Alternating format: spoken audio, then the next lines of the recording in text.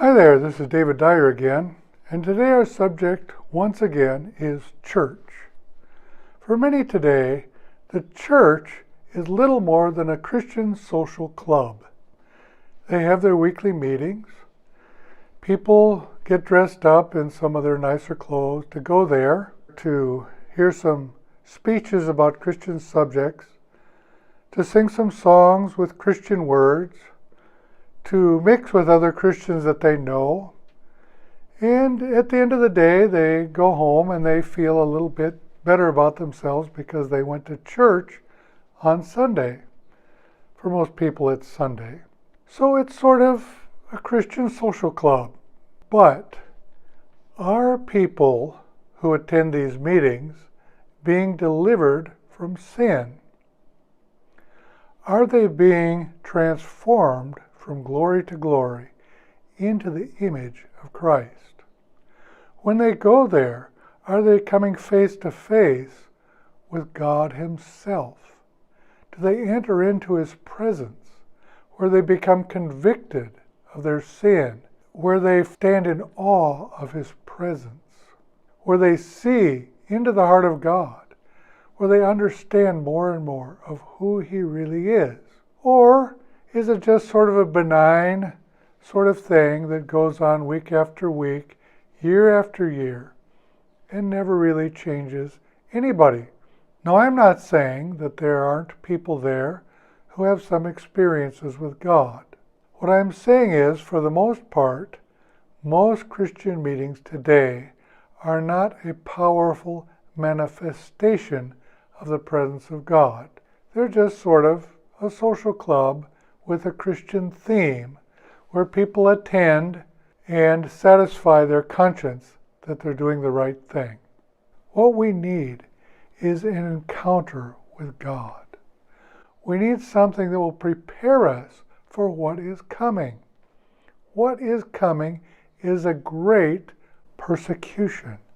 What is coming is war, disturbances, difficulties, tests of our faith. In the last days, perilous times will come. We are facing into perilous times, and we need to be doing something that will prepare us for those times, something that will seriously change us, that will anchor our soul inside the Holy of Holies, that will give us the faith we need to pass through what is coming.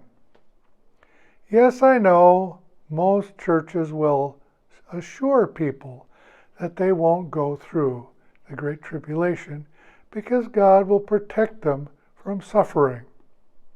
Well, throughout the ages, throughout the almost 2,000 years of church history, God has not consistently protected His people from persecution or suffering.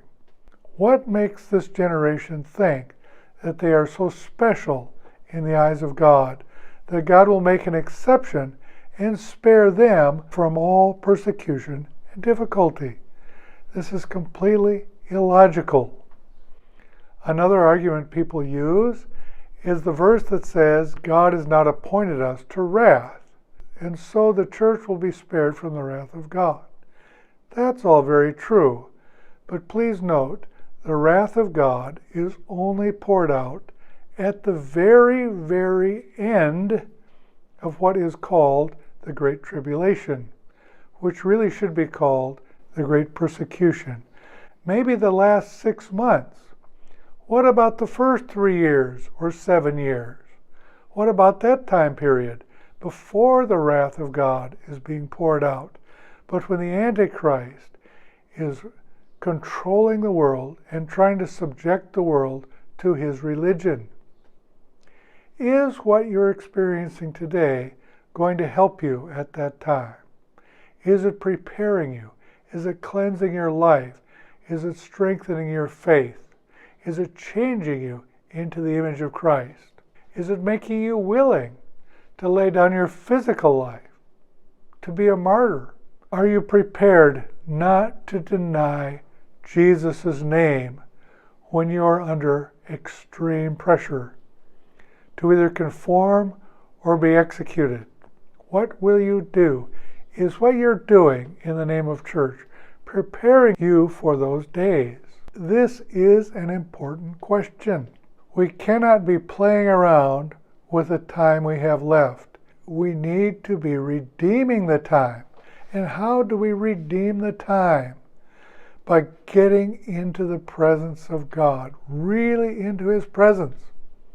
Not just attending meetings, but getting into the presence of God and letting Him search our lives and deal with anything and everything there that is not pleasing to Him.